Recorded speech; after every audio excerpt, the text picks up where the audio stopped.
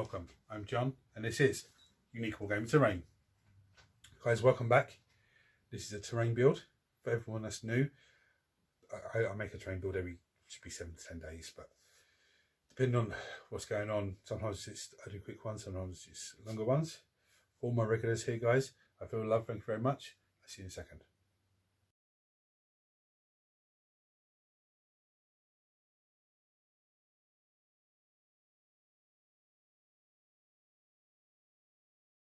Right, so what am I going to be building on this video?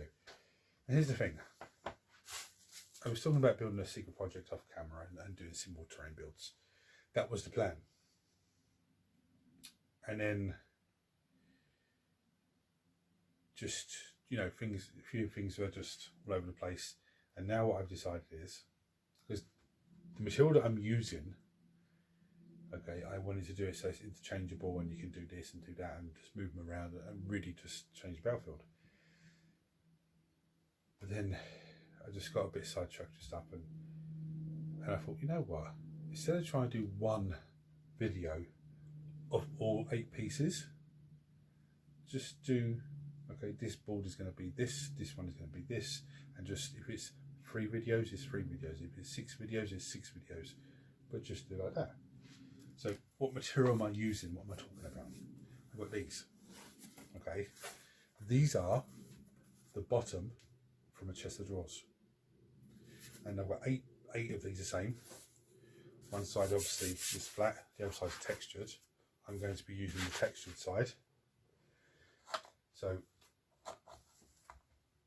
the idea is I can actually have them lined up and actually play a game on them, just with them, or have them as a single terrain tile that can go down on the table, and you can still put other terrain down and use it as well.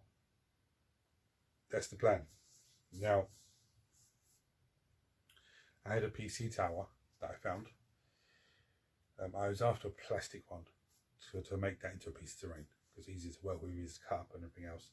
And the one I found was steel, and it's I've stripped everything out of it. It's not really the frame's not any good. The frame of the tower. But I've got all these interesting pieces like fans.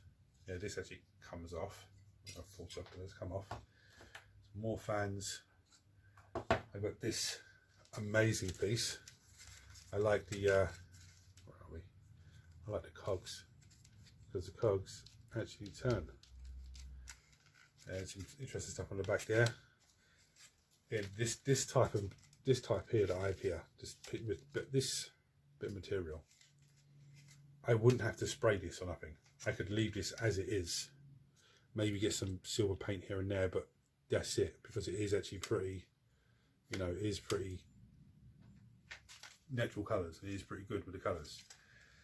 There's also this devious thing, which I have no idea what the hell it is or where it's from.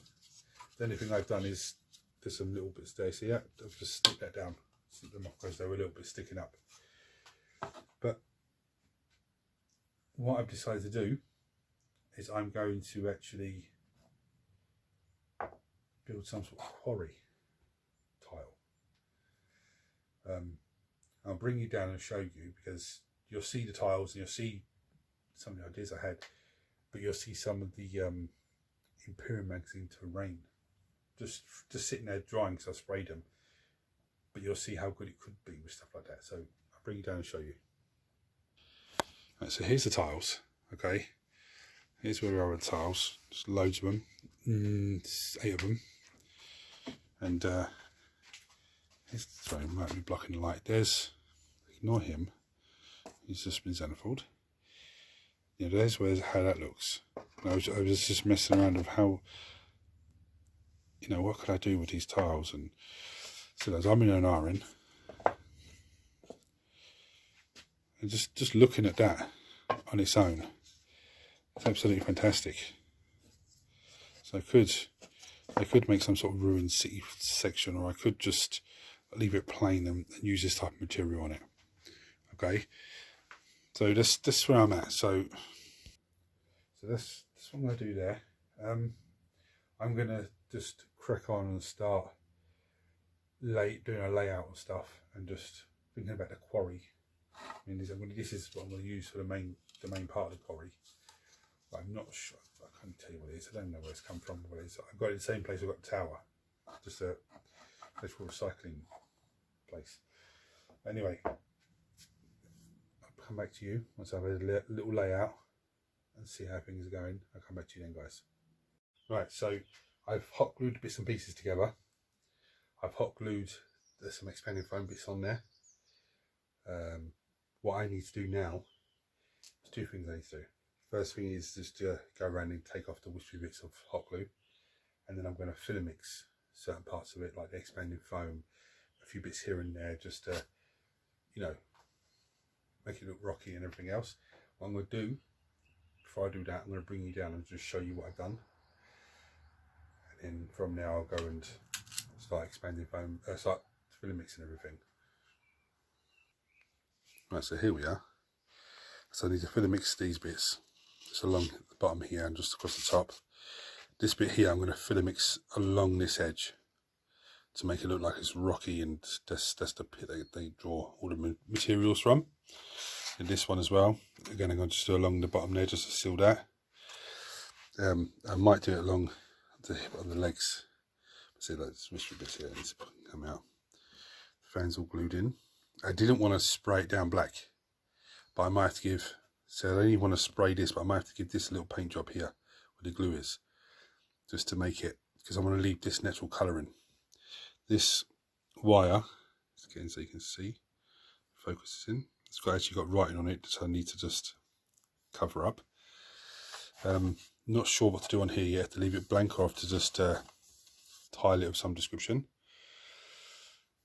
I'll sort that out, but the first thing I need to do is filler mix everything, but that's where we are so far. That's the first tile. So this is just normal, the terrain that came in the Imperial magazine, but look how amazing that looks. I've already shown you this, but it just looks fantastic. But anyway, I'm going to crack back on with it, and I'll see you in a second. Right, so I filled it all. Okay, I've gone around the little legs as well to make it look like there's all dust collected by the legs. Yeah. So now all I need to do is wait for that to dry. Could take, look at that, horrible. Could take, you know, 2 or 3 hours. With this heat, maybe I'd say 2 hours maybe.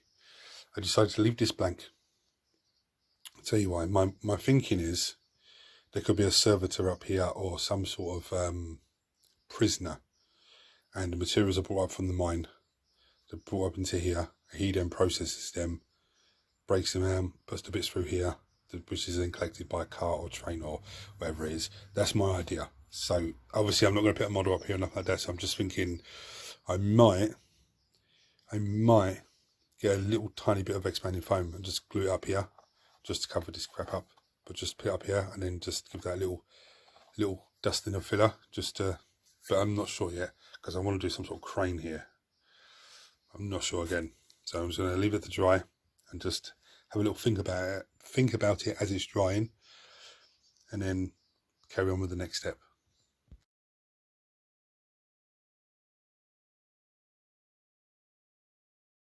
Right, so that's all filled. You saw me undercoat it. I showed you a picture of, you know, being filled and everything else. I then gave the stones a paint down, sorry, with this amazing paint. It's called Painter's Grey. It's from Rowney. No website, never. If you want to know more about this, I'll chuck it in the Weekly Wednesday and let you know more about it.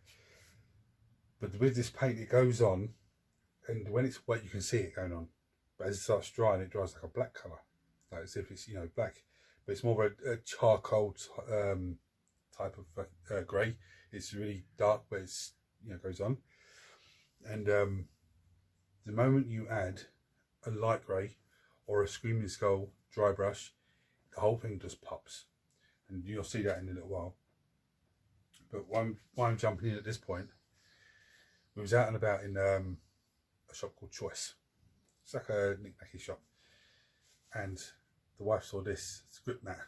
Yeah, but this is, I've used this material before, but when I've used it before, I've got it in a small packet from the pound shop, the €1.50. And where I've got it before, it's been designed to use as something to go on a dashboard of a car to stop your phone and your glasses sliding and all that. Whereas this whole row, and this whole row of this is used to stop carpets, mats sliding across the floor. Now this is 1.2 meters times 2 meters, or 6.5 foot times 4 foot. So it's absolutely huge, and there's a nice big cardboard in there I can use. I still have this other material, which is the stuff I really like. But what I'm going to do, because I wasn't going to do nothing on top of the collector bit at the top, I'm going to measure out what size I need. Okay, cut it, give that a silver dry brush, and then I'm going to PVA glue that in there. So once that's dry, I'm going to mess around with it. So you'll probably see it on there, but see the PVA glue wet. But it's all going to be dry brushed and painted. Otherwise, I've got to glue that now, then wait maybe 3 or 4 hours for it to be done, then come in and dry brush, then come in and do this, then come in. If I do that first, that's all done, then it's out of the way. So I'm going to cut that down, give me the size I need, give it a dry brush, and then glue that on.